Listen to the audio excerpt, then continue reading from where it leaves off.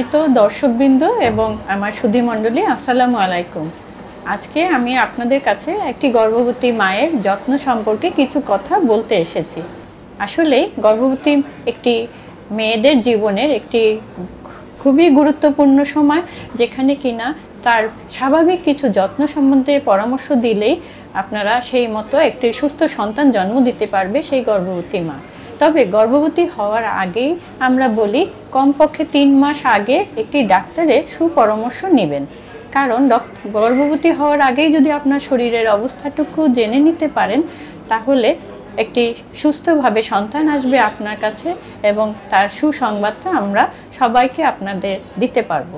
তো গর্ভবতী একটি মা 3 মাস আগে আসবে, যখন থেকেই আমরা কিছু ওষুধ দিতে বলি যাতে কিনা সেই গর্ভটা সুস্থভাবে বেড়ে উঠতে পারে সেই সন্তানটি। অনেক সময় আমরা দেখি প্রথম 2 মাসের মধ্যে অ্যাবর্শন হয়ে যায়, অথবা একটি বাচ্চার যে ব্রেন ডেভেলপমেন্টের প্রয়োজন তার জন্য কিছু আমরা ওষুধ দেই, যেটা কিনা ফলিক অ্যাসিড বলি, জিঙ্ক ফলিক অ্যাসিড। এই ওষুধটি খুবই গুরুত্বপূর্ণ, তবে দেওয়ার আগে সেই মহিলাকে চেক আপ করিয়ে নেবেন। এরপরে আসেন, একটি গর্ভবতী হওয়ার পরে প্রথমেই ডাক্তারের কাছে আসবেন চেক আপের জন্য, কারণ তার কিছু পরীক্ষা নিরীক্ষাও খুবই গুরুত্বপূর্ণ। তাদের মধ্যে আমরা পরীক্ষার ক্ষেত্রে যদি আসি, তাহলে বলবো প্রথমে একটা 8 সপ্তাহ সময় দেয়, যেটা কিনা 2 মাসের মধ্যে প্রথমে একটা আলট্রাসাউন্ড করতে বলি। তাতে সুবিধাটা হলো তার গর্ভ যে কালীন অবস্থাটা, সেই গর্ভটা যে জরায়ুর ভিতরে সঠিক জায়গায় এসেছে সেটাকে নির্ধারণ করে, কয় সপ্তাহর সন্তান সেটা ডেটটাকে নির্ধারণ করে। এবং অনেক সময় গর্ভ দেখা যায় যে দুর্ভাগ্যবশত টিউবে এসে যায়, যেটাকে একটোপিক বলে, সেটাকেও আমরা নির্ধারণ করতে পারি। এছাড়াও সন্তান অনেক সময় একটার জায়গায় 2টা, যেটা আমরা বলি টুইন প্রেগনেন্সি, অথবা 3টি সন্তান এসেছে ট্রিপল প্রেগনেন্সি, এটাও নির্ধারণ করে দিতে পারে। নানাবিধ কারণে এই 2 মাসের মধ্যে একটি আলট্রাসাউন্ড খুবই জরুরি। তাছাড়া রক্তের কিছু গুরুত্বপূর্ণ পরীক্ষাও করতে হবে, যেটা কিনা আমরা প্রথমে ব্লাড গ্রুপ, যদি তার আগে না জানা থাকে তাহলে অবশ্যই ব্লাড গ্রুপ এবং RH ফ্যাক্টর, যেটা পজিটিভ না নেগেটিভ, এটাও জানা দরকার। এছাড়া হিমোগ্লোবিনের পার্সেন্টেজ এবং থাইরয়েড বলে একটি গ্রন্থি আছে, যা কিনা শরীরের সব অঙ্গগুলোকে কন্ট্রোল করে এবং গর্ভকালীনটাকেও নিরাপত্তা দেয়। সো থাইরয়েড ফাংশন টেস্টও আমরা করতে দিই।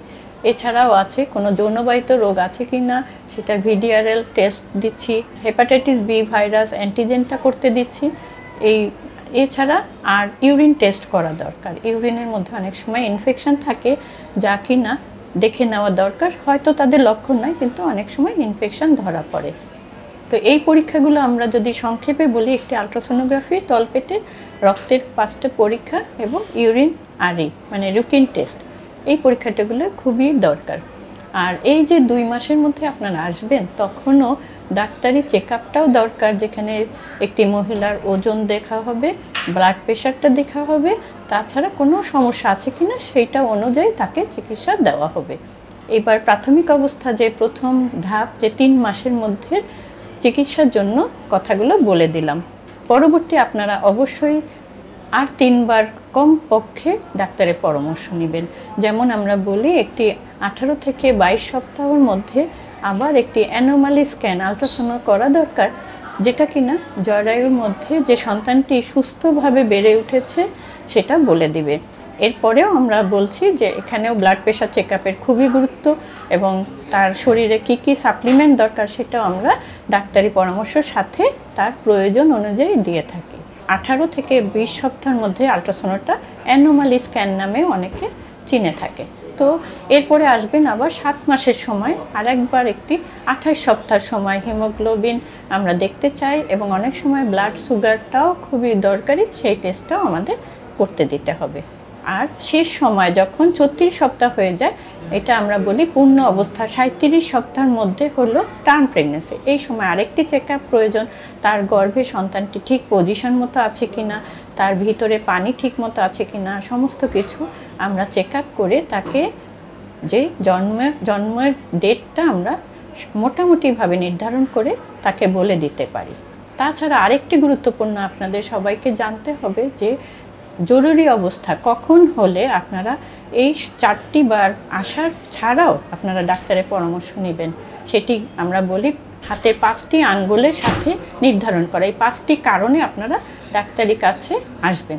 যেমন যদি হঠাৎ করে রক্তক্ষরণ হয়, অথবা খুব মাথা ঝিমঝিম করছে, বমি হচ্ছে, চোখে ঝাপসা দেখছেন, সেটার সময় আপনারা আসবেন। এছাড়াও যদি পানি ভেঙে যায় এবং পানি ভাঙার পরে দেখা গেল বাচ্চার হঠাৎ করে নাড়ি বের হয়ে আসছে, অথবা হাত পা কোনো একটা অন্য অংশ, মাথার পরিবর্তে অন্য অংশ দেখা যাচ্ছে, তাহলেও সাথে সাথেই ডাক্তারের কাছে আসবেন।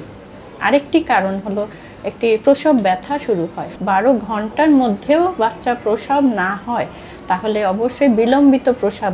এই কারণে আপনারা সাথে সাথে নিকটস্থ ডাক্তারের কাছে চলে আসবেন।